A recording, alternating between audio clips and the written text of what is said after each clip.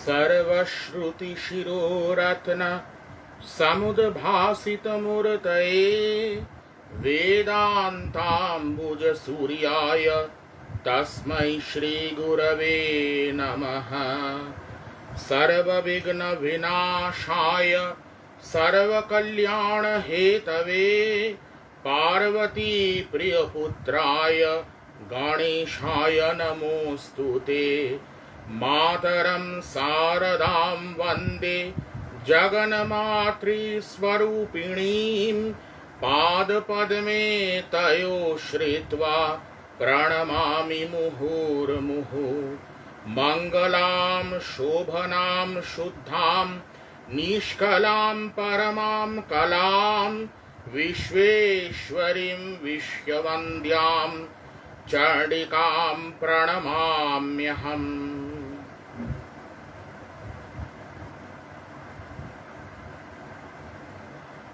নমস্কার। করুণাময়ী মা শারদা এই ফেসবুক পেজের আন্তরিক ও ঐকান্তিক প্রচেষ্টায় বিগত 5ই অগস্ট যে ধারাবাহিক দেবী মাহাত্ম্য পর্যালোচনা শুরু হয়েছিল, আজ তার তৃতীয় দিন।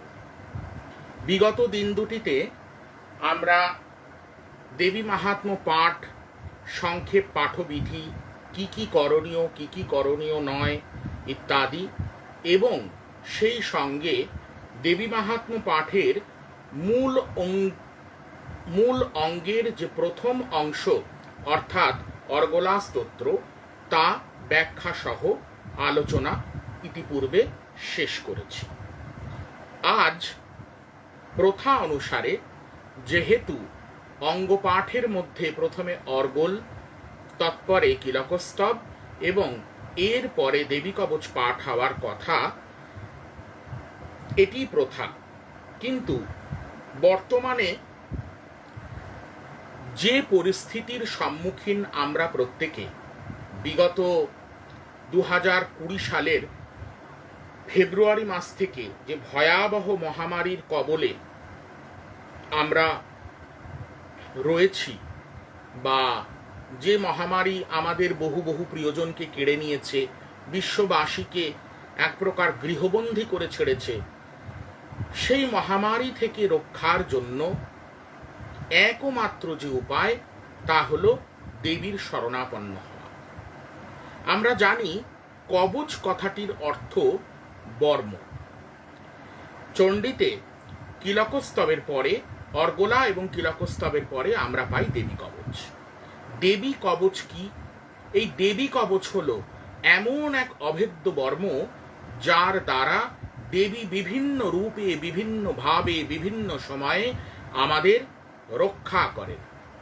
অর্থাৎ কি? যেমন যুদ্ধে যখন রাজারা, সৈনিক এরা যখন যুদ্ধে উপস্থিত হন, তখন তারা দেহে লোহার বর্ম বা ধাতুর ভারী বর্ম পরিধান করে যুদ্ধে আসেন। যুদ্ধে কেন তারা এই ধাতুর বর্ম পরিধান করেন? তার কারণ হচ্ছে শত্রুপক্ষ যদি ধারালো অস্ত্র তাদের দিকে নিক্ষেপ করেন, সেই অস্ত্র যাতে তার প্রভাব বিস্তার না করতে পারে, অর্থাৎ সেই অস্ত্র যাতে বর্ম ভেদ করে তার প্রাণ হরণ না করতে পারে। তাই এই দেবী কবচ যে নাম, তাই এই দেবী কবচ নামের মধ্যেই আমি যে কথাটি এতক্ষণ বলছিলাম তার একটা প্রচ্ছন্ন ইঙ্গিত দেওয়া রয়েছে। কি প্রচ্ছন্ন ইঙ্গিত?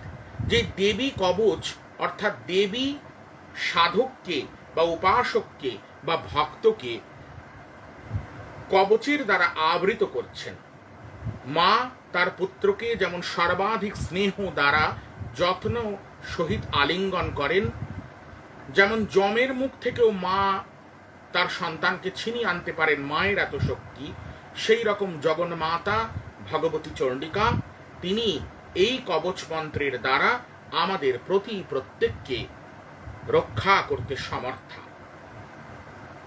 মার্কণ্ডেয় ঋষি জিজ্ঞাসা করছেন যে অতি দুর্লভ উপায় পিতামহ ব্রহ্মা, আপনি আমাদের নিকট ব্যাখ্যাত করুন যে উপায়ের দ্বারা আমরা অতি সহজে রক্ষা পেতে পারি। রক্ষা কেবল বহিরাগত শত্রুর হাত থেকে নয়, রক্ষা অভ্যন্তরীণ শত্রুর হাত থেকেও, রিপুর হাত থেকেও রক্ষা আমাদের দৈনন্দিন জীবনে যে নিয়ত সংগ্রাম চলেছে, সেই সংগ্রামের হাত থেকেও নিজেকে রক্ষা, সেই রক্ষার জন্যই দেবী কবচের অবতারণা। অতি দুর্লভ, অতি গোপনীয় এবং অতি ফলপ্রদ দেবী কবচই আজকে আমরা পাঠ করব।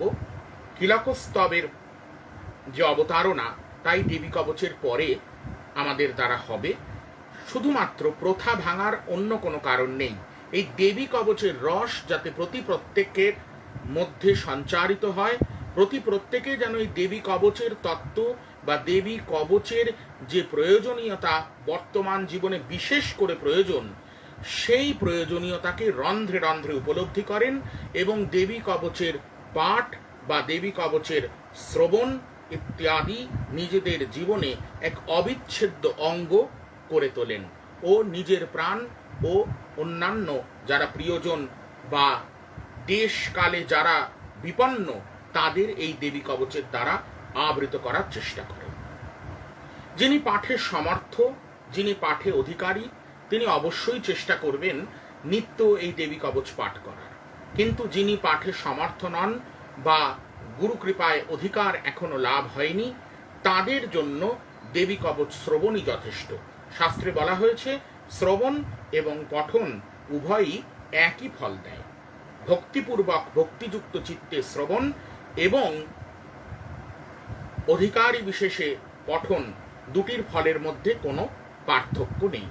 সুতরাং যারা এই দেবী কবচ পাঠে সমর্থ, তারা প্রত্যেকে চেষ্টা করবেন যে দেবী কবচ যেন প্রতিনিয়ত আমরা পাঠ করতে পারি এবং নিজেদের সুরক্ষা নিজেরাই করতে পারি।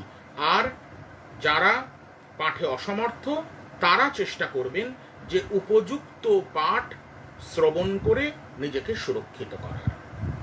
এইটি দেবী কবচের উদ্দেশ্য। আবার বলছি, কবচ কথার অর্থ বর্ম।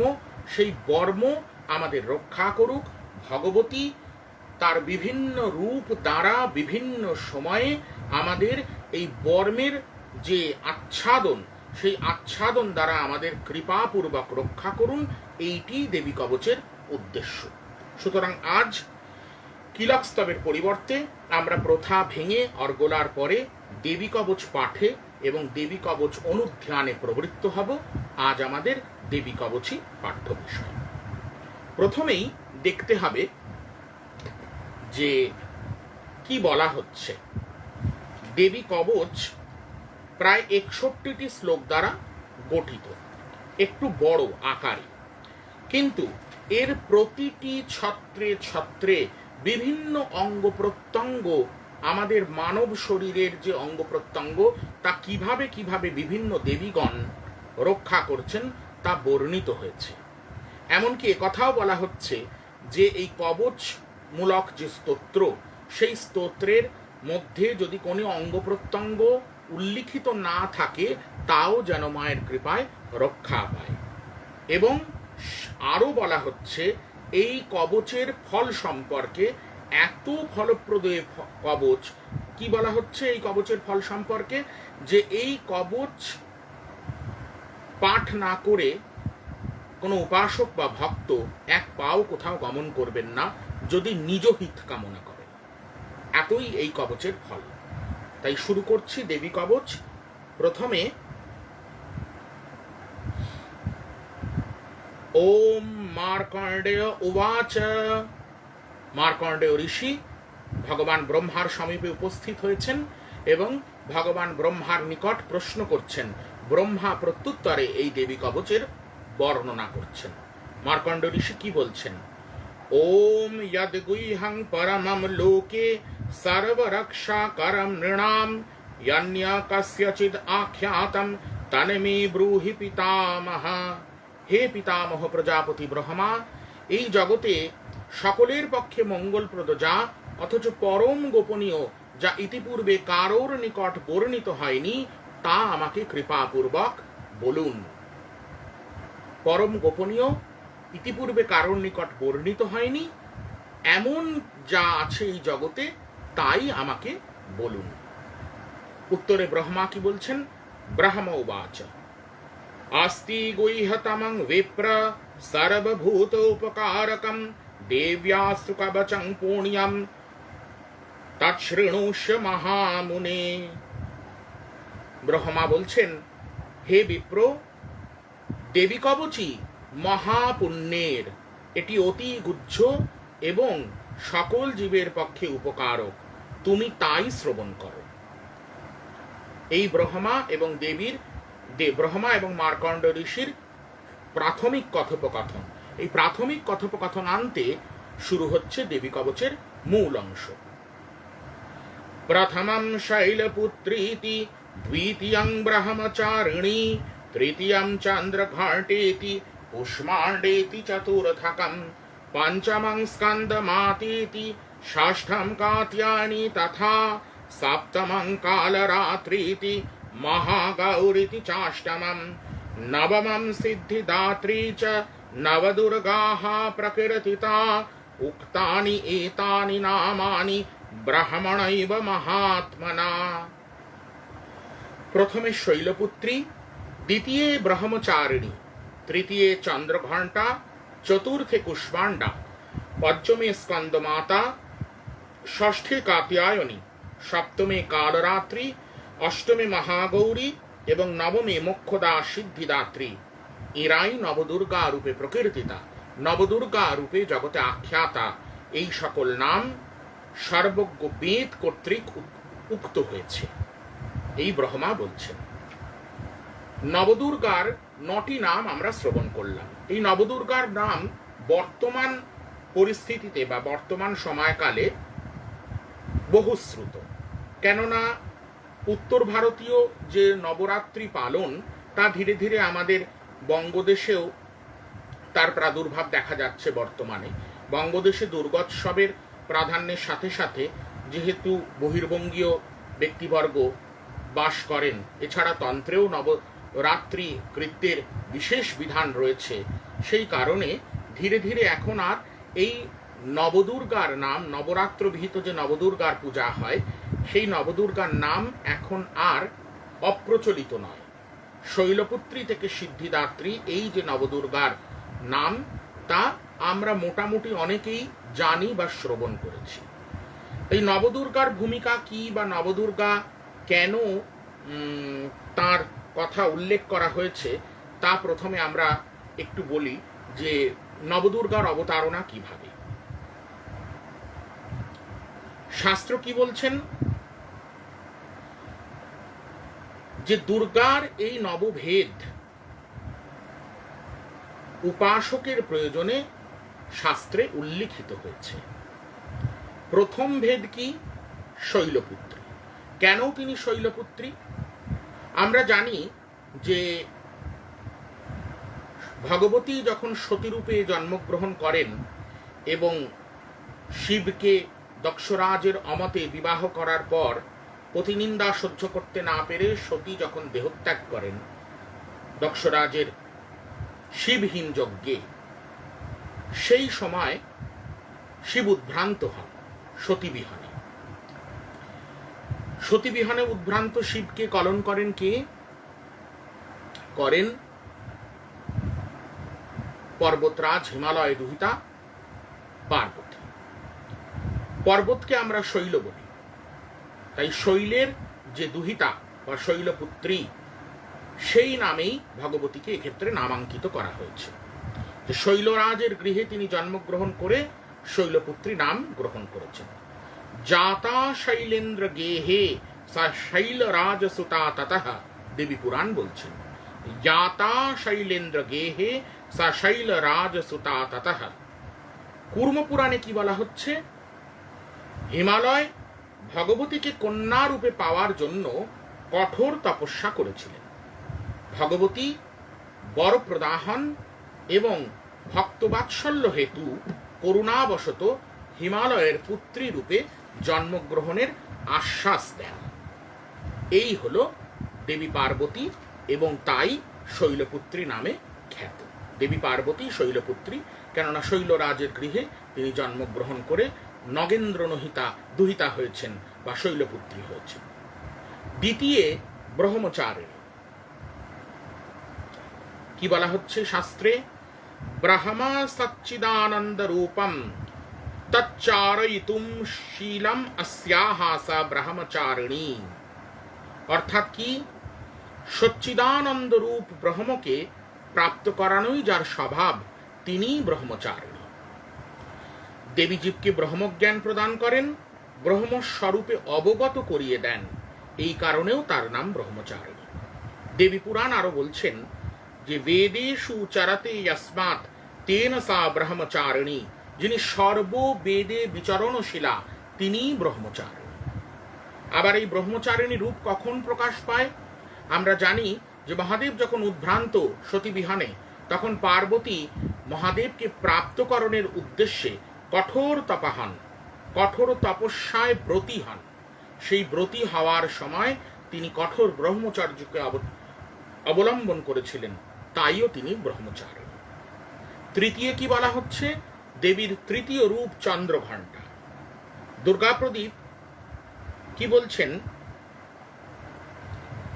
চন্দ্রবৎ নির্মলা ঘণ্টা যস্যাহ বা চন্দ্রম ঘণ্টয়তি প্রতিবাদিতা ভাসতে সস্যালদকারিত্বাভিমান নেতি চন্দ্রঘণ্টা। অর্থাৎ কি, চন্দ্রবৎ নির্মল ঘণ্টা যার, বা যিনি চন্দ্র অপেক্ষাও লাবণ্যবতী বা চন্দ্র অপেক্ষাও আহ্লাদময়ী, তিনি চন্দ্রঘণ্টা। রহস্য আগম তন্ত্রে কি বলা হচ্ছে? আহ্লাদকারিণী দেবী চন্দ্রঘণ্টিতি কীর্তিতা। আবার কালিকা পুরাণে আমরা দেবীর চন্দ্রঘণ্টা নামের পরিবর্তে চণ্ড ঘণ্টা নাম পাই। চণ্ড ঘণ্টা যস্যাহ, তিনি চন্দ্রঘণ্টা। আমরা জানি যে এই চণ্ডীর যখন সপ্তম অধ্যায় উপস্থিত হবে, আমরা দেখতে পাবো যে অম্বিকার ললাট ফলক হতে দেবী কালিকা নিঃসৃত হচ্ছেন। দেবী কালিকা নির্গত হয়ে কি করছেন? তিনি চণ্ড এবং মুণ্ড নামক দুই অতি দর্পশীল মহাপরাক্রমী অসুরকে বধ করেছেন। এবং চণ্ড মুণ্ডের মুণ্ড তিনি অম্বিকাকে যখন উপহার দিচ্ছেন, তখন দেবী কালিকাকে অম্বিকা চামুণ্ডা আখ্যা দিচ্ছেন। এই চামুণ্ডা রূপেই দেবী জগতে বিখ্যাত হচ্ছেন।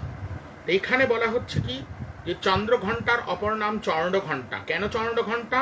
যে চণ্ডা ঘণ্টা যস্যাহ, অর্থাৎ কি, দেবীর হস্তে চণ্ডের মুণ্ড, ঘণ্টা যেমন আন্দোলিত হয়, দেবীর হস্তে সেইভাবে চণ্ডের মুণ্ড আন্দোলিত হচ্ছে, তাই চণ্ডা ঘণ্টা যস্যাহ সা চন্দ্রঘণ্টা বা চণ্ডঘণ্টা। চতুর্থে আসছে কুষ্মাণ্ডা। কুষ্মাণ্ডা কি? কু কথার অর্থ কুৎসিত, আর উষ্মা কথার অর্থ হলো তাপত্রয়। আমরা বলি না যে তাপত্রয় বিনাশ, ত্রিতাপ জ্বালা, এই তাপত্রয়কেই উষ্মা বলা হচ্ছে।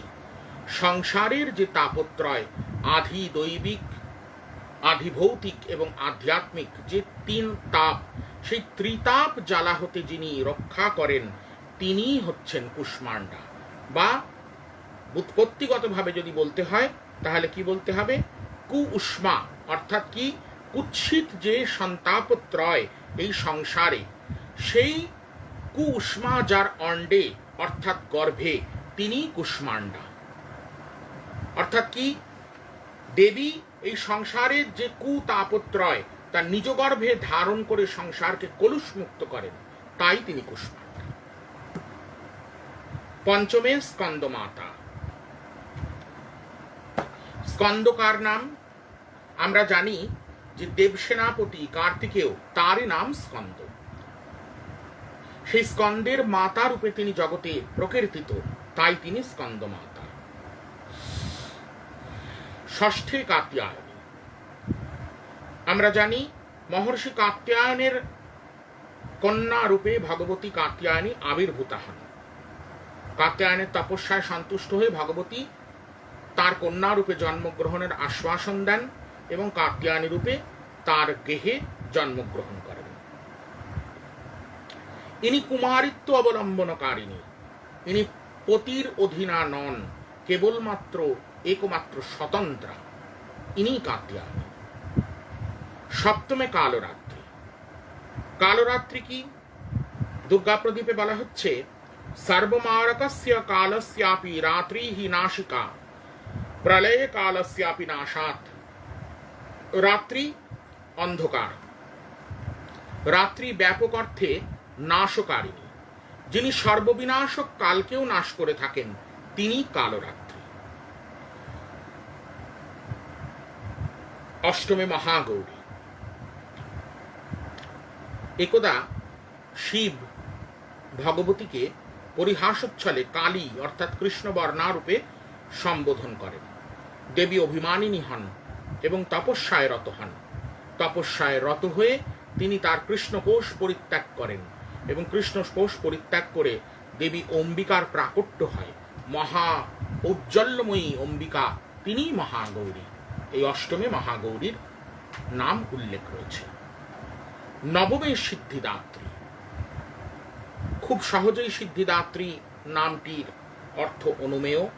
তিনি মোক্ষদা, তিনি জীবের মোক্ষ প্রদান করেন, তিনি অভীষ্ট প্রাপ্তি ঘটান, তাই তিনি সিদ্ধি প্রদাত্রী বা সিদ্ধিদাত্রী।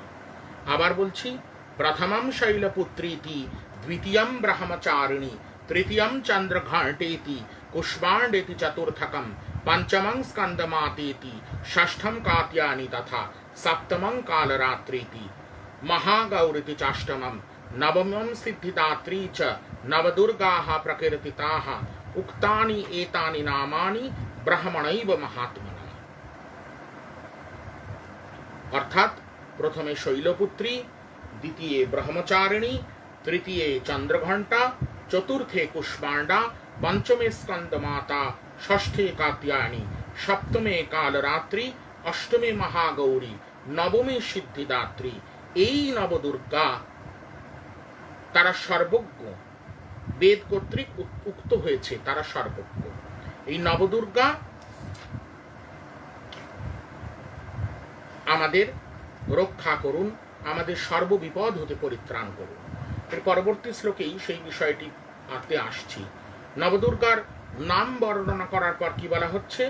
উক্তানি এতানি নামানি ব্রাহ্মণৈব মহাত্মনা, अग्निनादयमानास्तु शत्रुमध्यगतारणे, विषमे दुर्गमे चैव भयार्ताः शरणं गता, न तेषां जायते किंचित् अशुभं रणसंकटे, आपदं न च पश्यन्ति शोक दुःख भयं करिम।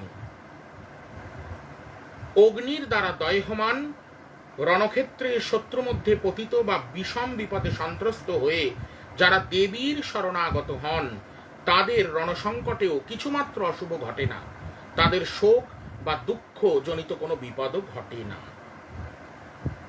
আমরা সেই দুর্গা স্তবরাজে যদি ফিরে যাই তখন দেখতে পাবো যে অপারে মহাদুস্তরে অত্যন্ত ঘোরে বিপৎসাগরে মজ্জতাম দেহ ভাজাম, ত্বমেকা গতির্দাত্রী নিস্তার নৌকা, নমস্তে জগত্তারিণী ত্রাহি দুর্গে।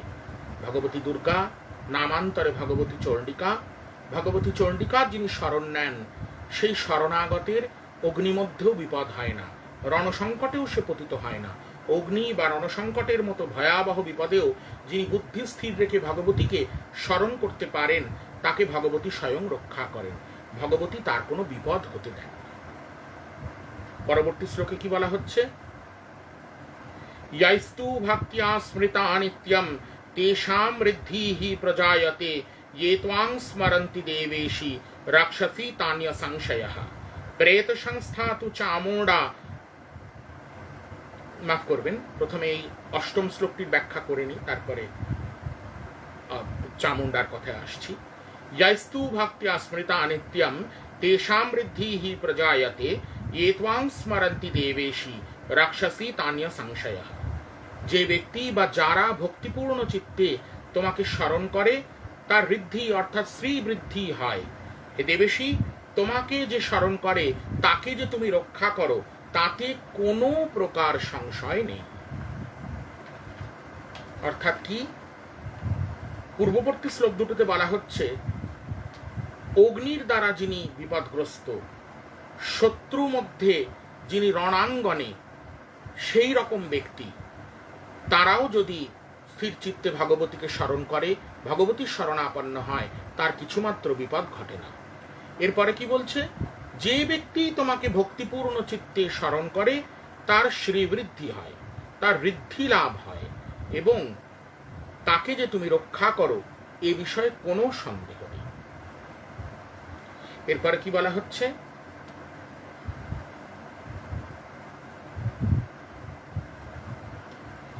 प्रेत संस्था तो चामुंडा वाराही महिषासना ऐन्द्री गज समारूढ़ा वैष्णवी गरुड़ासना नारसिंही महावीरिया शिवदूती महाबला माहेश्वरी वृषारूढ़ा कौमारी शिखिवाहना लक्ष्मी ही पद्मासना देवी पद्महस्ता हरिप्रिया श्वेत रूप धरा देवी ईश्वरी वृषवाहना ब्राह्मी हंस समारूढ़ा सर्वाभरण भूषिता इत्येता मातरः सर्वाः सर्वयोग समन्विताः नानाभरण शोभाढ्या नानारत्नोपशोभिताः श्रेष्ठैश्च मौक्तिकै सर्वा दिव्यहार प्रलम्बिभिः।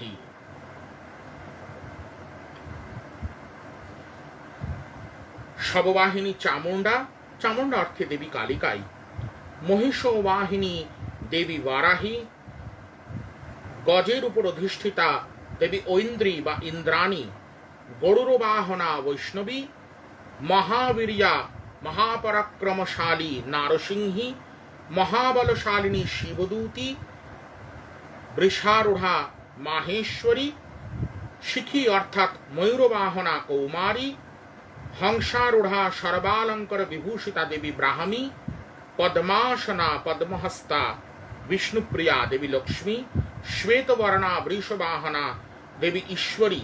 এই যে একাদশ মাতৃকা, এই একাদশ মাতৃকা সর্ববিধ যোগৈশ্বর্য যুক্তা, নানা আভরণ এবং নানা রত্নে সুশোভিতা। এই একাদশ মাতৃকা শক্তির কথা বলা হলো। চামুন্ডা, वाराही, ऐन्द्री, वैष्णवी, नारसिंही, शिवदूती, माहेश्वरी, कौमारी, पद्मासना लक्ष्मी এবং अन्ते वृषारूढ़ा ईश्वरी ও হংসারূঢ়া ব্রাহ্মী। এই একাদশ মাতৃকা এরা সর্ব যোগৈশ্বর্য যুক্তা, দিব্যহার প্রলম্বিতা, দিব্যহার তাদের কণ্ঠে শোভমান, শ্রেষ্ঠ মণি রত্ন অলঙ্কার তাদের দেহে শোভা পাচ্ছে। এরপর কি বলা হচ্ছে, ইন্দ্রনীলাই महानीलै पद्मरागै सुशोभनै दृश्यन्ते रथमारूढ़ा देव्यः क्रोध समाकुलाः शंखं चक्रं गदां शक्तिं हालं च मुशलायुधं खेटकं तोमरं चैव परशुं पाशमेव च कुन्तायुधं त्रिशूलं च सारंगम आयुधमुत्तमं दैत्यानां देहनाशाय भक्तानां अभयाय च धारयन्ति आयुधानि इत्थं देवानां च हिताय वै नमस्तेस्तु महारुद्रे महाघोर पराक्रमे। एकादश मातृका तारा क्रोधाकुला, तारा रथारूढ़ा, इंद्रनील महानील पद्मराग मुनि प्रभृति द्वारा तारा शोभिता। तारा केउ शंख, केउ चक्र, केउ गदा, केउ शक्ति, केउ हल, केउ मुसल, केउ खेटक, केउ तोमर, केउ परशु बा कुठार, केउ पाश, केउ कुंतास्त्र, केउ त्रिशूल, केउ सारंग धनु, এই সমস্ত বিভিন্ন প্রকার আয়ুধ ধারণ করেছেন দৈত্যগণের দেহনাশের জন্য এবং ভক্তগণের অভয় বিধান করার জন্য। এবং তৎসত্ত্বেও কেবল মানব ভক্ত বা মানবেতর ভক্তবৃন্দ নয়, দেবতাদেরও হিত তারা বিধান করেন। দেবতারা যখন অসুরের সঙ্গে যুদ্ধে অবতীর্ণ হন, অসুর যখন দেবতাদের উপর কর্তৃত্ব স্থাপন করেন, তখন বারংবার দেবী শক্তি আবির্ভূত হন হয়ে দেবতাদের রক্ষা করেন। তাই এই সর্বায়ুধধারিণী দেবীগণ তারা কেবলমাত্র যে ভক্তকে রক্ষা করে পাপ বিনাশ করেন তা নয়, তারা দেবতাগণেরও সুখ বিধান করেন। এখানে একটি প্রশ্ন উঠবে, ভক্ত কি কেবল মানব? ভক্ত কি দেবতারাও নন? অবশ্যই দেবতারাও ভক্ত, তারাও তো শরণাগত। শরণাগত হয়ে দেবীকে যখন দেবীর নিকট ত্রাহিমাম ত্রাহিমাম তারা এসে তাদের আর্জি পেশ করেন, দেবী তখনই তো তাদের কৃপা করেন। তাই ভক্ত কেবল মানব নয়, দেবতারাও সেই অচিন্ত রূপা পরমাত্মা স্বরূপিণী ভগবতী চণ্ডিকার ভক্ত।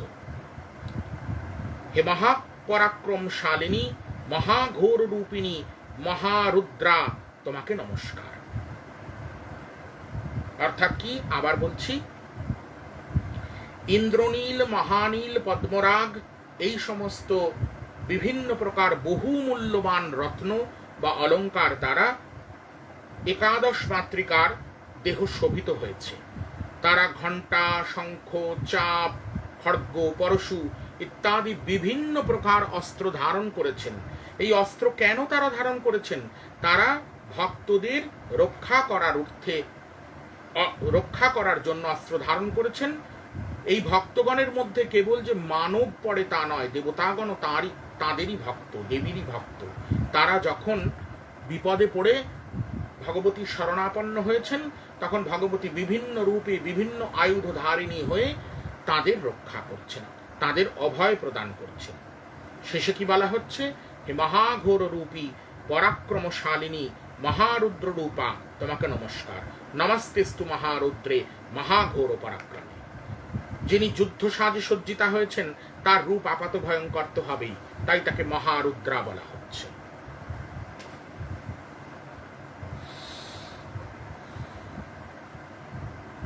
এরপর মহাবলে মহোৎসাহে মহাভয় বিনাশিনী ত্রাহিমাম দেবী দুষ্প্রেক্ষে শত্রুণাম ভয়বর্ধিনী। হে মহাবালা, হে মহোৎসাহা, হে মহাভয় বিনাশিনী, হে দুর্দশনিয়া, হে শত্রুগণের ভয়বর্ধিনী, আমাকে রক্ষা করুন। এবার ভক্তের কাতুর আকুতি যে ভগবতীকে বিভিন্ন বিশেষণে বিশেষিত করছেন, যে আপনি মহাবলা, আপনি মহোৎসাহা, মহা উৎসাহ আপনি প্রদান করেন, আপনি মহাভয় বিনাশিনী, আপনি দূর দর্শনিয়া।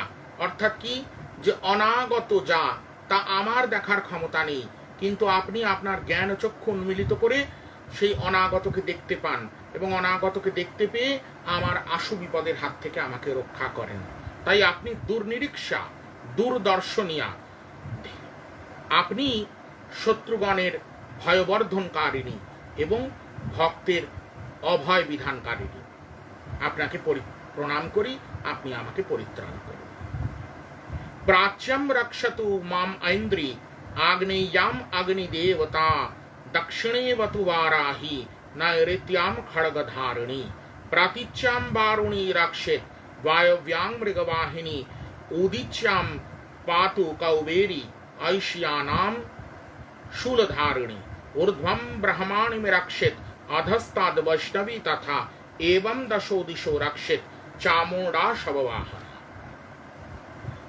প্রাচ্যম রক্ষত মাম ঐন্দ্রী, অর্থাৎ প্রাচী। প্রাচী কথাটির অর্থ হলো পূর্ব দিক।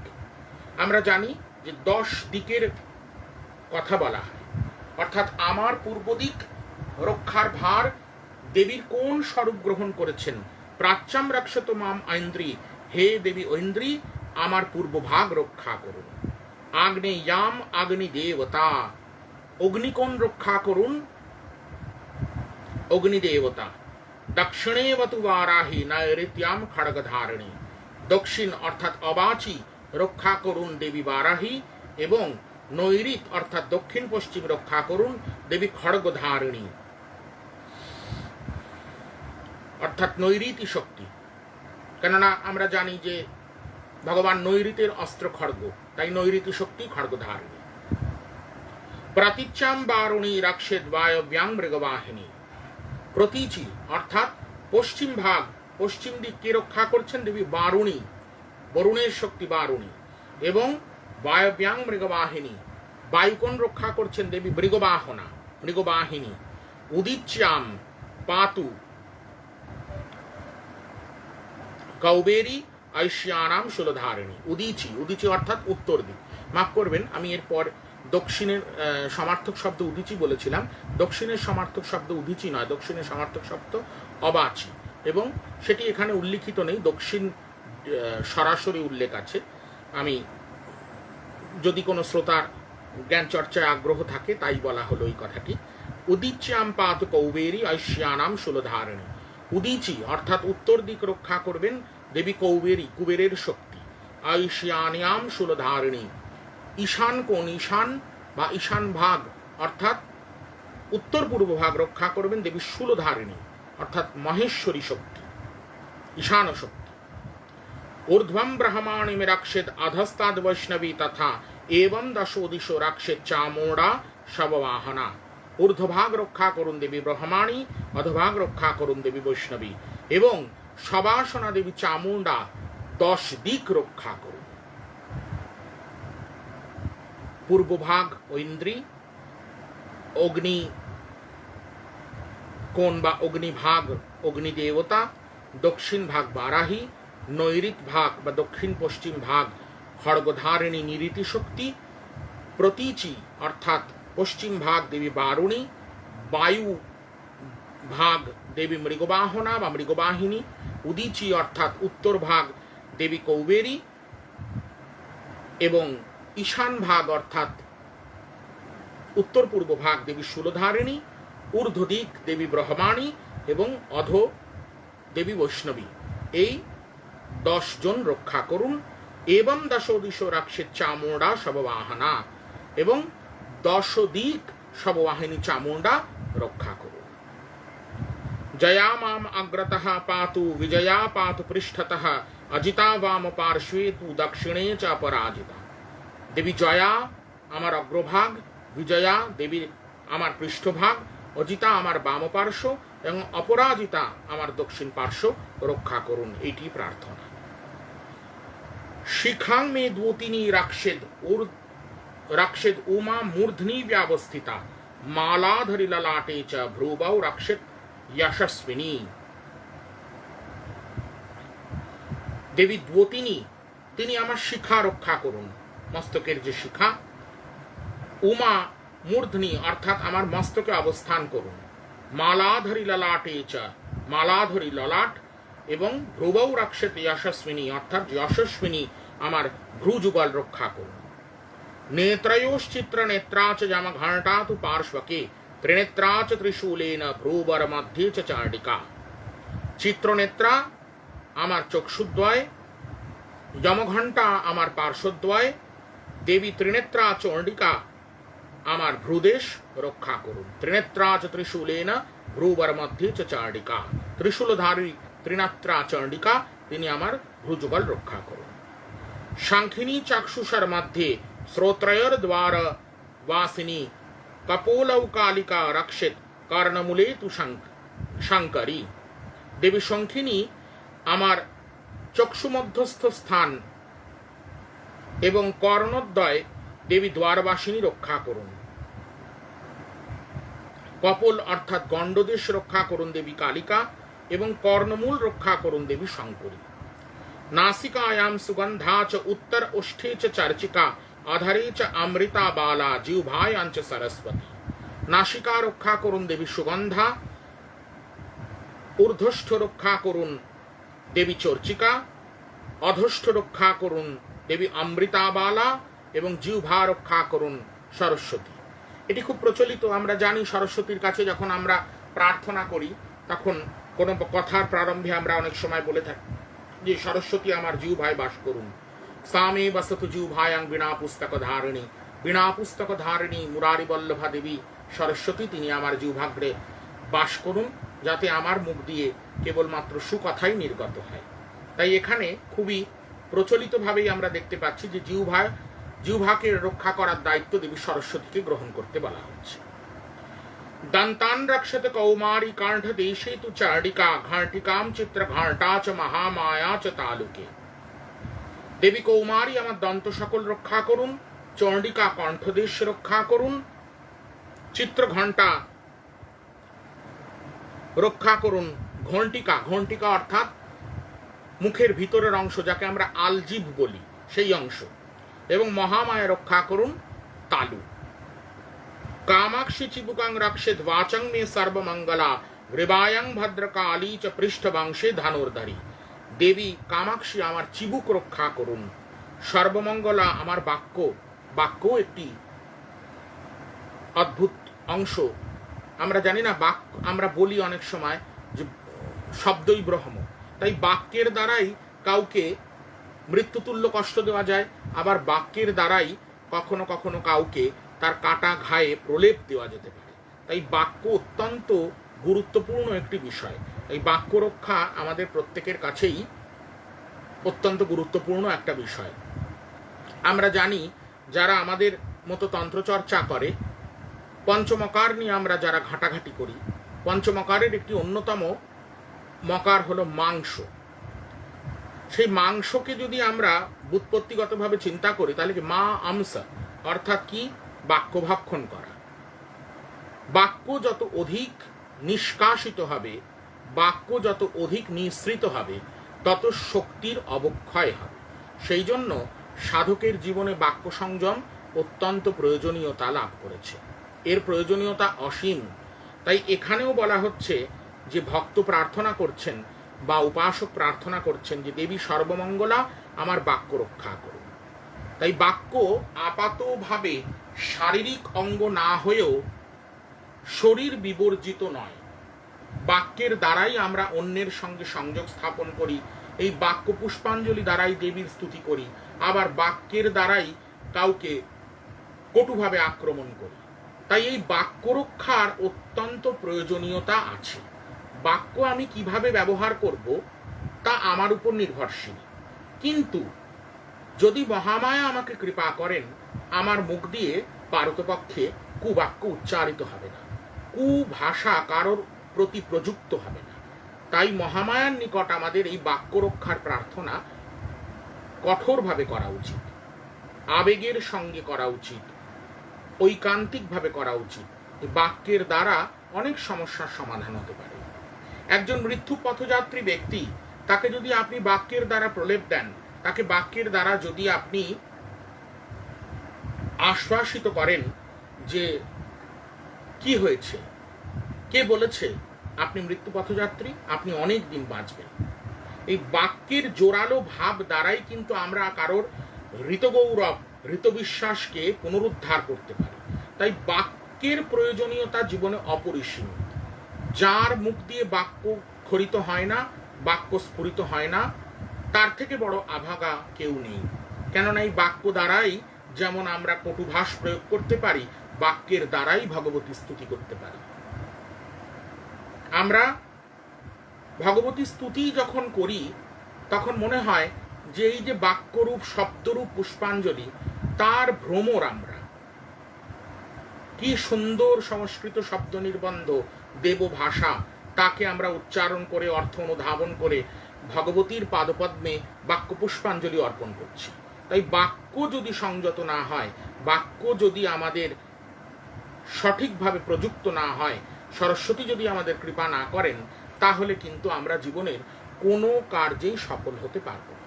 তাই বাক্য রক্ষা অত্যন্ত প্রয়োজনীয় বিষয়। বাক্য রক্ষায় আমাদের প্রতি প্রত্যেকের সচেষ্ট হওয়া কর্তব্য।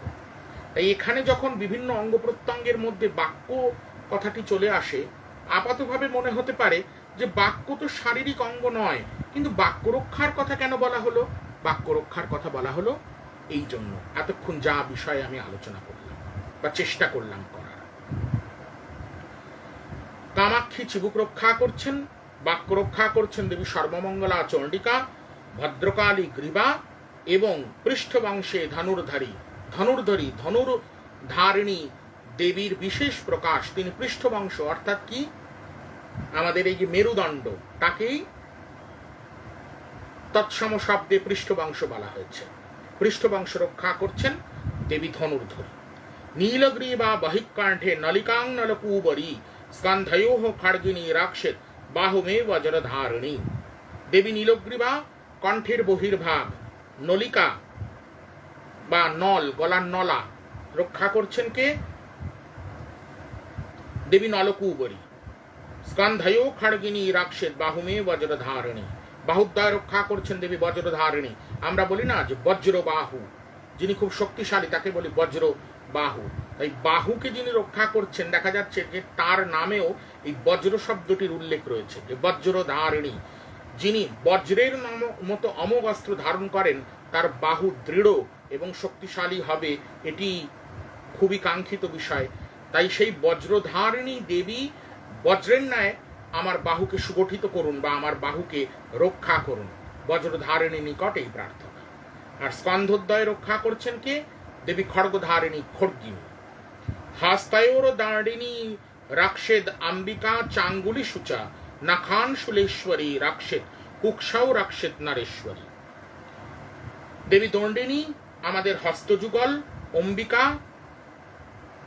অঙ্গুলি সকল, শুলেশ্বরী অঙ্গুলির নখ সকল, এবং নরেশ্বরী কুক্ষিদ্বয় অর্থাৎ আমাদের এই যে বাহুমূলোদ্বয় বগল তাকে রক্ষা করছেন।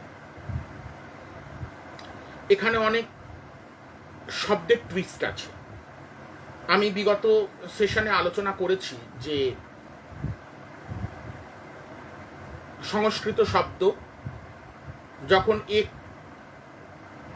সন্ধিবদ্ধ অবস্থায় থাকে তখন তার মাধুর্য অধিক প্রকাশিত হয়।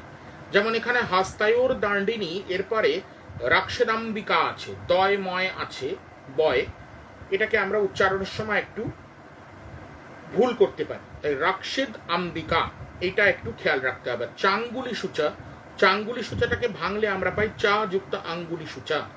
তাই আমি বারবার বলি যে চণ্ডী যখনই পড়তে হয় অর্থবোধ সহকারে পাঠ করা কর্তব্য। তাই চাঙ্গুলি সূচা, এর মধ্যে চা যুক্ত আঙ্গুলি সু এই শব্দ দুটি নিহিত রয়েছে, এটা একটু খেয়াল রাখতে হবে। মাফ করবেন, আমার কাউকে শেখানোর সামর্থ্য নেই, কিন্তু ওই বারবার বলি যে সামান্য কোনো তথ্যের দ্বারা যদি কোনো পাঠক বা কোনো ঐকান্তিক ভক্ত, মানে যার ঐকান্তিক ভক্তি আছে এরকম কোনো ভক্ত যদি উপকৃত হন, তাহলে আমার প্রয়াসকে আমি সার্থক মনে করব। সেই কারণেই এই ছোট ছোট বিষয়গুলির অবতারণা। নাখান শুলেশ্বরী রাক্ষেত কুক্ষাও রাক্ষেত নারেশ্বরী স্তনৌ রাক্ষেত মহাদেবী মনঃ শোক বিনাশিনী হৃদয়ে ললিতা দেবী উদরে শূলধারিণী। মহাদেবী স্তনদ্বয়,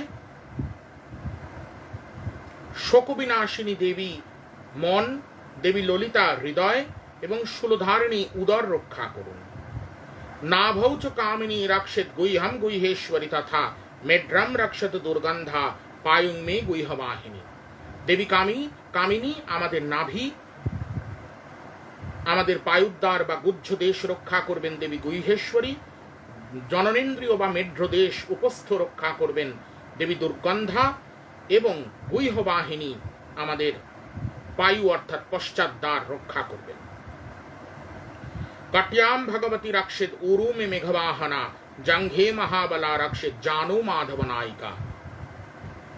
ভগবতী রক্ষা করবেন কটিদেশ।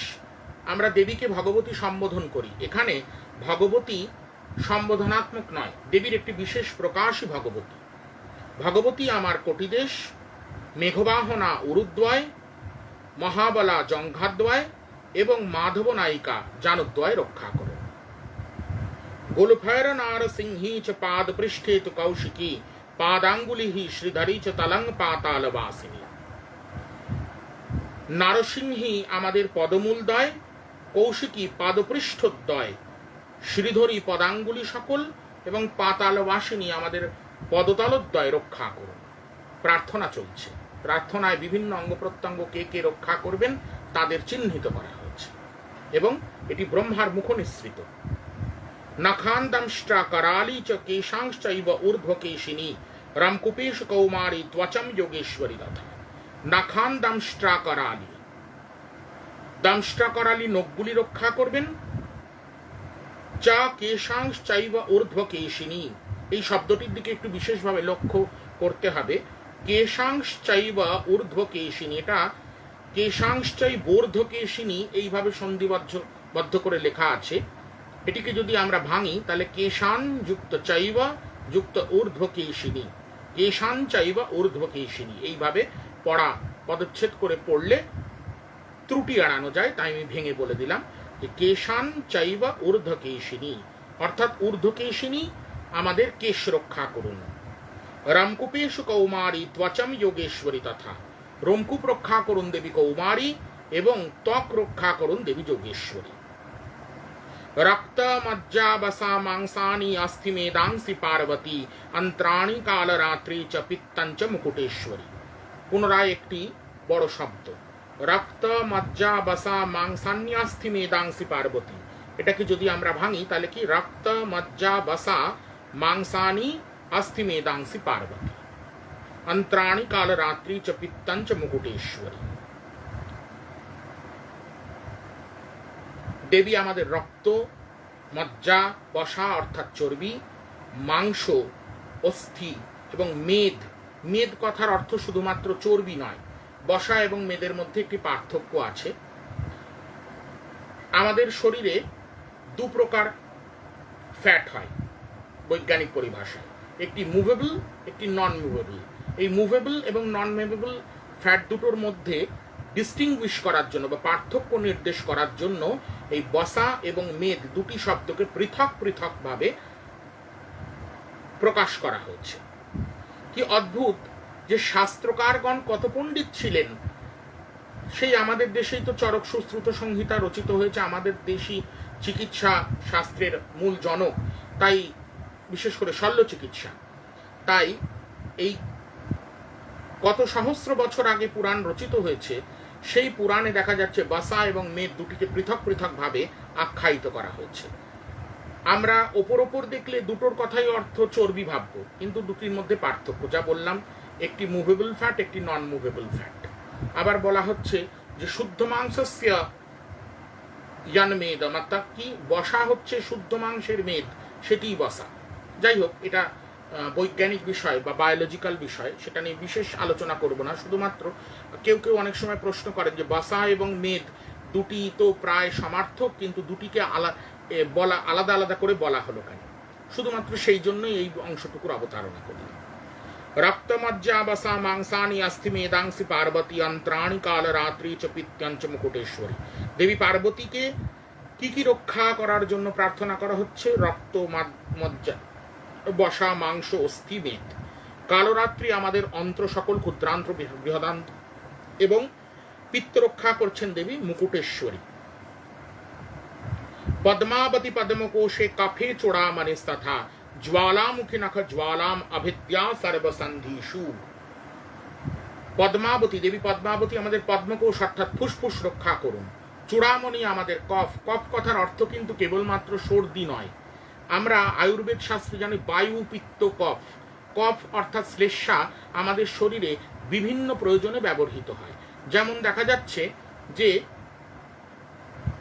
কফের আধিক্য হলে বিভিন্ন প্রকার শারীরিক বিপদ ঘটে, আবার প্রয়োজনীয় কফ না থাকলেও কিন্তু শরীরের নানা রকম বিপদ হতে পারে।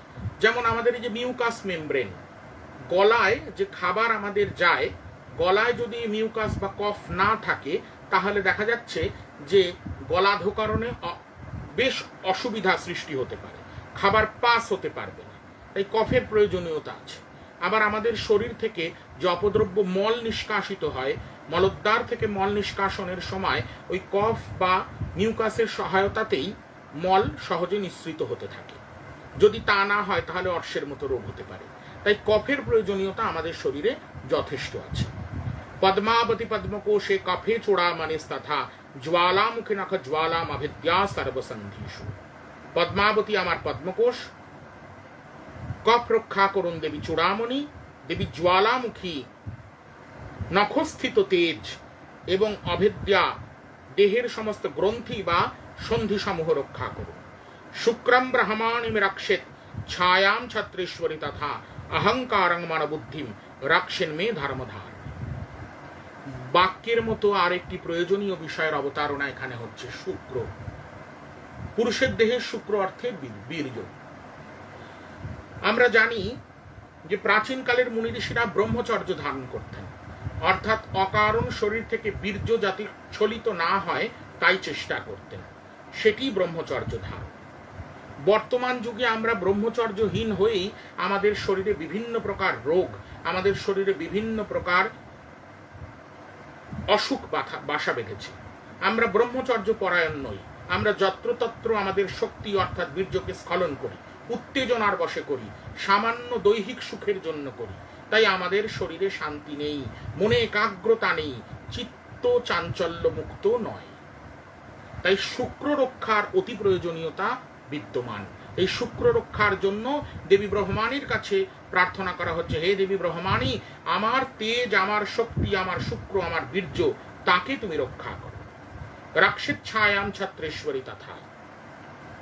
অর্থাৎ আমার যে ছায়া, কি অদ্ভুত চিন্তা, যে আমার যে ছায়া, সেই ছায়াকেও দেবী ছত্রেশ্বরী যেন রক্ষা করেন। ধর্মধারিণী দেবী আমার অহংকার, মন, বুদ্ধি ইত্যাদিকে রক্ষা করেন। এখন প্রশ্ন হবে, অহংকার, আমরা তো জানি অতিদর্পে হতালঙ্কা, অহংকার পতনের মূল কারণ। তাহলে অহংকারকে রক্ষা করতে বলা হলো কেন? অহং, কাকে নিয়ে অহং করব? আমার শরীরে যে ভগবতী পরমাত্মা রূপে বিরাজিতা, তাকে নিয়ে আমার অহং, সেই অহংকার। আমার এই দেহটির অহং, কেন অহং? এই দেহটি যতক্ষণ বিদ্যমান আছে, আমার বাকশক্তি স্ফুরিত হবে, ভগবতীর পদে বাক্য পুষ্পাঞ্জলি নিবেদন করতে পারবো, তার অহং। অহংকার কেবল ধনের নয়, বিত্তের নয়, সম্পত্তির নয়, ভগবতীকে অনুধ্যানের অহং। সাধকের অহংকার থাকবে। কেন অহংকার থাকবে? সাধক তার অহংকার ভগবতীর পদে অর্পণ করবেন। কিরকম? তার বাক্য পুষ্পাঞ্জলি দিয়ে। তার অহংকার প্রচ্ছন্নভাবে এই কারণে থাকবে, তার জ্ঞানের অহংকার। এই যে অহংকার ক্ষতি করে না, যে অহংকার কারোর সাথে কারোর সংঘাত সৃষ্টি করে না, সেই অহংকার। অহংবোধ দেবীকে বর্ণনা করতে গিয়ে, অহংবোধ যে আমি মহামায়ার জন্য নিবেদিত প্রাণ হওয়ার চেষ্টা করছি, এইটি অর্থাৎ কি? Self pride. এই সেলফ প্রাইড কিন্তু ক্ষতিকারক নয়। সেলফ প্রাইডকে যদি আমরা সযত্নে রক্ষা করতে পারি, তবেই কিন্তু রাষ্ট্র, আজকে আমাদের ধর্মচেতনা, ধর্মবোধ, এগুলো কিন্তু আমাদের এক প্রকার সেলফ প্রাইড, এগুলো চলে গেছে। সেই কারণেই রাষ্ট্র বিপন্ন। বিধর্মীরা আমাদের ধীরে ধীরে ধীরে ধীরে রাষ্ট্রকে গ্রাস করছে। আমাদের এই সেলফ প্রাইডটির খুব প্রয়োজন, তাই অহংকার রক্ষারও প্রয়োজন আছে। প্রয়োজনে সেই অহং যাতে প্রকাশিত হয়। ব্রহ্মাণী শুক্র, ছত্রেশ্বরী ছায়া, ধর্মধারিণী দেবী, অহংকার, মন এবং বুদ্ধি, মন এবং বুদ্ধি উভয়কে রক্ষা করুন। মন বিক্ষিপ্ত হতে পারে, তাই মনকে রক্ষার প্রয়োজন আছে। এরপরে কি বলা হচ্ছে? প্রাণ আপানৌ তথা ব্যানম উদানঞ্চ সমানকম বজ্রহস্তা চ মে রক্ষিত প্রাণান কল্যাণ শোভনা। দেবী কল্যাণ শোভনা, তিনি বজ্রহস্তা, তিনি আমার প্রাণ, অপান, ব্যান, উদান, সমান, এই যে পঞ্চ প্রাণবায়ু আমার শরীরে বিদ্যমান, প্রাণ, অপান, ব্যান, উদান, সমান, এই পঞ্চ প্রাণবায়ুকে রক্ষা করুন। রসে রূপে চ গন্ধে চ শব্দে স্পর্শে চ যোগিনী সত্যম রজস্তমশ্চৈব রক্ষিত নারায়ণী সদা। আমার রূপ, রস, গন্ধ, শব্দ, স্পর্শ ইত্যাদি যোগিনী রক্ষা করুন, এবং নারায়ণী আমার সত্য, রজ এবং তম, এই ত্রিগুণকে রক্ষা করুন। আজকের পাঠ এই পর্যন্তই। 40 নম্বর শ্লোক অব্দি দেবী কবচ আমাদের পাঠ হলো। আবারও বলছি যে এই মহা বিপত্তিকালে দেবী কবচ আমাদের সকলকে রক্ষা করুন। দেবী কবচ দ্বারা আবৃত হয়ে আমরা যেন আমাদের দৈনন্দিন দিনপ্রবাহ শুরু করি।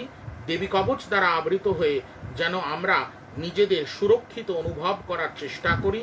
দেবী কবচ পঠন বা শ্রবণের মাধ্যমে যেন আমাদের দিন শুরু হয়, এটি আমাদের আজকের প্রার্থনা হোক। আগামী দিনে এই দেবী কবচ সম্পূর্ণ করে দেবী কবচ যাতে সকলে পাঠ করতে পারেন, তার জন্য কিছু সহায়তা করা হবে। প্রতিদিনই কিছু না কিছু উচ্চারণ বিষয়ে বলার চেষ্টা করি প্রতিটি এপিসোডে। আজকে মনে আসছে একটি বিষয়, তাই বলছি। আমরা 3 প্রকার স্বয়ের কথা আলোচনা করেছিলাম, তার মধ্যে আজ তালব্য স্বকে নিয়ে একটা বিশেষ কথা বলব। আমরা জানি যে তালব্য স্ব তালুকে স্পর্শ করে উচ্চারিত হয়, অর্থাৎ স। কিন্তু আমরা তালব্য স্ব রফলা দিয়ে যখন উচ্চারণ করি, তা হওয়া উচিত শ্রী, শ্রী, কিন্তু আমরা বলি শ্রী, অর্থাৎ দন্তস্ব রফলার মতো উচ্চারণ করি। এই শ্রী কথাটি সঠিকভাবে উচ্চারণ করার জন্য আমাদের যত্নশীল হতে হবে। আজকের পাঠ এই শ্রী, শ্রী নয়। যদি আমাদের উচ্চারণ করতে অসুবিধা হয়, আমরা জানি ললিতা সহস্রনাম, সর্বজনবিদিত যে ললিতা সহস্রনাম, তার প্রথম যে পংক্তিটি সেটিকে যদি একটু লক্ষ্য করি তাহলে এটি উচ্চারণ করতে সুবিধা হবে। তাতে কি বলা হচ্ছে? শ্রীমাতা শ্রী মহারাজ্ঞী শ্রীমৎ সিংহাসনেশ্বরী। যে শ্রীমাতা শ্রী মহারাজ্ঞী, এই দুটো শব্দের পরপর শ্রী রয়েছে। এই দুটো শব্দ যদি আমরা একটু প্র্যাকটিস করি, অভ্যাস করি, শ্রীমাতা শ্রী মহারাজ্ঞী, তাহলে আমরা দেখতে পাবো এই যে শ্রী উচ্চারণ এটা ভুল হচ্ছে না। আমাদের উচ্চারণটা যেন শ্রী হয়, শ্রী না হয়। আজকের বিশেষ দ্রষ্টব্য পাঠ এটি যে তালব্যস্বয় রফলা উচ্চারণ, শ্রী শ্রী নয়। আজকের পর্ব এখানেই শেষ করছি। সকলে ভালো থাকবেন। ভূতানি দুর্গা ভুবনানি দুর্গা স্ত্রিয় পশুশ্চ নরশ্চ দুর্গা যদ যদ হি দৃশ্যম তত্তদ হি দুর্গা দুর্গা স্বরূপাদ অপরম ন কিঞ্চিৎ। জয় ঠাকুর, জয় মা, জয় স্বামীজি। সকলে ভালো থাকবেন।